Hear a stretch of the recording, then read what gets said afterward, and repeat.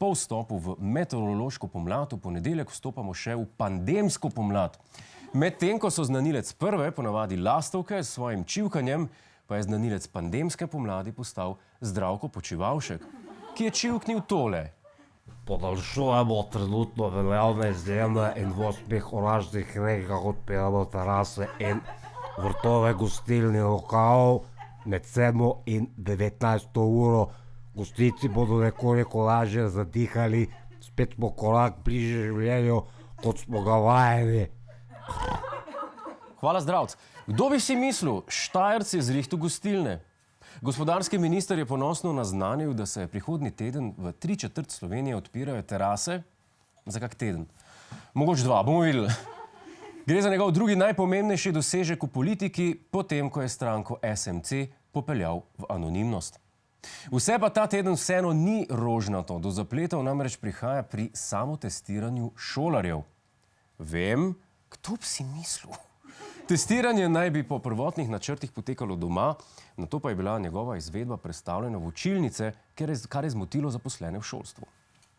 Če bomo že morali delati, bomo to pač naredili, ampak ne zdi se mi pa v redu, da stvari, ki so iz medicinske stroke, potiskamo v šolo.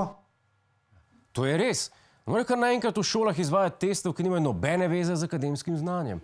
Šola je prostor, kjer se testira področja, ki so bistvenega pomena za izobrazbo učencev, kot so recimo matematika, slovenščina, pa kako hitro greš lahko rikverc čez ovire po vseh 4. Ne moreš tu zraven mešati z enih tretjih stvari. Poleg same primernosti testiranja v šolah pa ravnatelje seveda skrbi tudi njegova učinkovitost. Zdaj ne vem, kdo bo prevzel odgovornost, da test ne bo nič pokazal, ker si je nekdo premalo potisnil tole palčko v nosnico. Predstavljam si, da zna biti pri srednješolci to resen problem, ker večina jih je pri potiskanju še popolnoma neizkušenih. Že tako je prvič precej stresno, da moraš pa potiskati kar pred celim razredom, pa zna biti že kar preveč. Kaj če po nesreč zgreši luknjo? V tem primeru ne bo sam bolel, ampak lahko kdo še oslepi. Bodo pa zato samo testiranja toliko bolj vešče srednješolke, saj gre še za en test, ki ga opravljajo same in upajo, da bo negativen. V primeru pozitivnega rezultata se bodo namreč še nekaj časa teple po glavi, zakaj niso uporabljale zaščite. Kako točno se izvede test, pa nam razloži ravnatelj iz avstrijske Koroške, kjer take brise izvajajo že kar nekaj časa. To so tiste palčke, ki jih tu pokažem.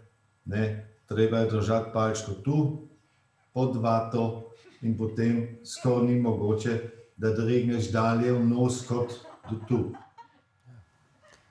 Palčka gre v nos samo 2 centimetra globoko, oziroma bolje rečeno, srednješolci ne bodo not potisnili cele zadeve, ampak samo glavco. Klasika. Hej, to je naš YouTube kanal, klikni na ta gumb in se naroči, da boš na tekočem. Polajkaj pa nas tudi na Facebooku in na Twitterju, pa na ulici, pa na kakšnem javnem WC-ju.